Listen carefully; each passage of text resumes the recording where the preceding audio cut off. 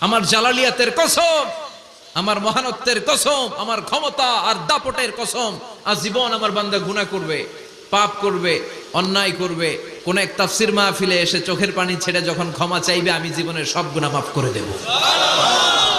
আমি আমার বান্দার জীবনের সব গুনাহ মাফ করে দিয়ে জান্নাতে ঢুকায় দেব। তখন তুই কি করবি? লাগফিরান্না লাহুম মা দামু ইস্তাগফিরুনি। যতক্ষণ আমার বান্দা আমার কাছে ক্ষমা চাইবে, আমি আমার বান্দার জীবনের সব গুনাহ মাফ করে দেব। সুবহানাল্লাহ পড়ে। এজন্য রব্বুল আলামিন বলেন, ইয়া আইয়ুহাল্লাযীনা আমানু তুবু ইলাল্লাহি তাওবাতান নাসুহা। তওবার মতো তওবা করো। তওবার মতো তওবা করলে যত বড় অন্যায় হোক, পাপ হোক, গুনাহ হোক, সব গুনাহ মাফ করে দিতে পারে কে? আল্লাহ। সাইয়েদনা আদম আলাইহিস সালাম ভুল করলেন, শত শত বছর কাঁদলেন,